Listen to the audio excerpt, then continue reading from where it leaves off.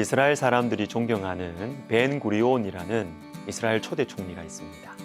이분이 외친 말이 있는데 이스라엘의 미래는 광야에 있다. 이스라엘 땅의 90% 이상이 광야이기 때문에 광야를 살려내지 못하면 미래가 없다는 말입니다. 그러나 이 말이 우리 인생에도 적용되는 것 같습니다. 우리가 정말로 변하는 것은 광야 때문에 광야를 통과할 때입니다. 광야를 통과하면서 인생의 고난 속에서 사람이 만들어집니다.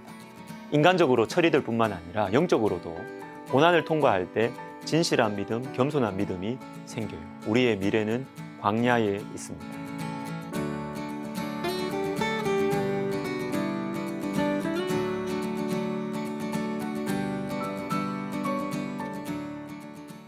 드디어 에스더와 모르드게가 등장합니다. 두 가지를 생각해 보겠습니다. 첫 번째, 고난 속에 소망이 있다.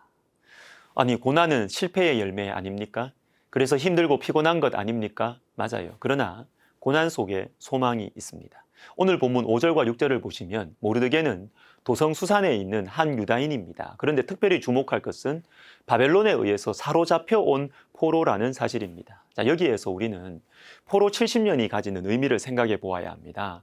이스라엘 나라가 망하고 포로로 끌려온 것이 무엇을 의미할까요? 당연히 심판입니다. 하나님 말씀에 순종하지 않았기 때문에 심판을 받는 것입니다. 그런데 또 다른 의미가 있어요. 예레미야 24장 5절과 7절을 읽어드립니다. 내가 이곳에서 옮겨 갈대아인의 땅에 이르게 한 유다 포로를 이 좋은 무화과 같이 잘 돌볼 것이라.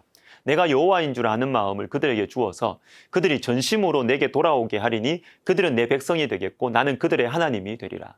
유다 포로를 좋은 무화과 같이 잘 돌볼 것이다. 물론 이스라엘 백성들은 잘못했습니다. 하나님 말씀에 불순종했어요. 그래서 지금 포로로 끌려가는 것입니다.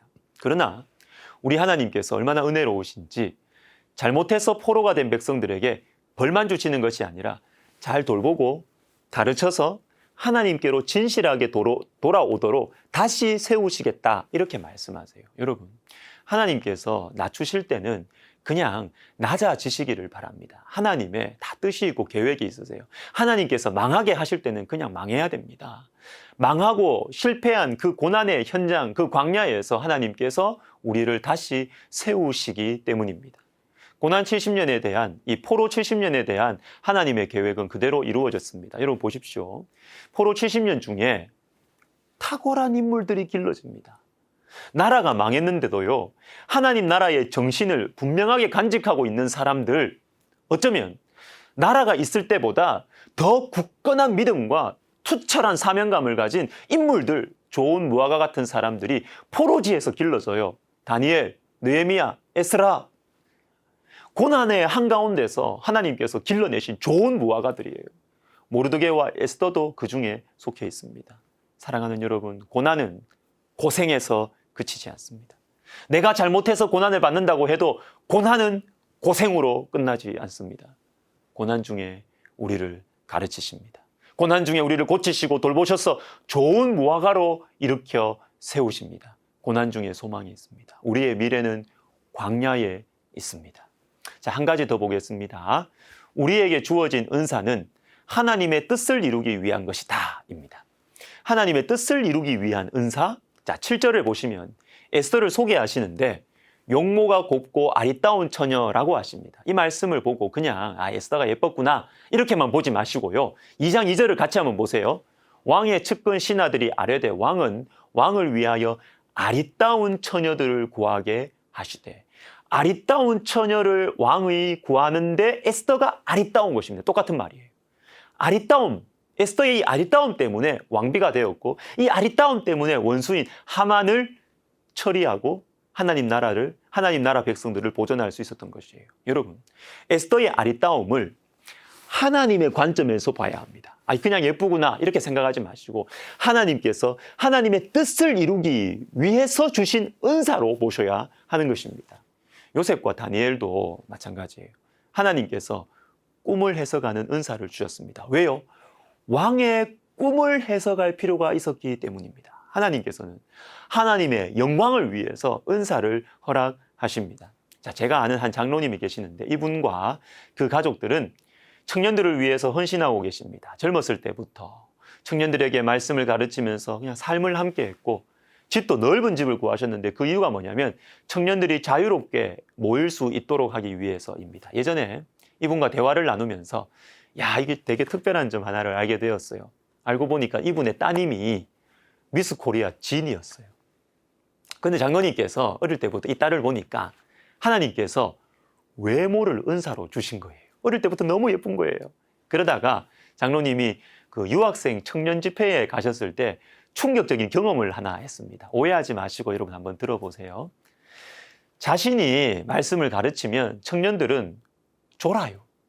그런데 어떤 예쁜 자매가 간증을 하러 나와가지고 그냥 무대를 그냥 한 번만 이렇게 더 걸었답니다. 소위 말하는 워킹을 했어요. 근데 청년들이 엄청난 집중력을 보이더라는 것입니다. 장로님이 충격을 받았습니다. 그리고 딸 생각이 나는 겁니다.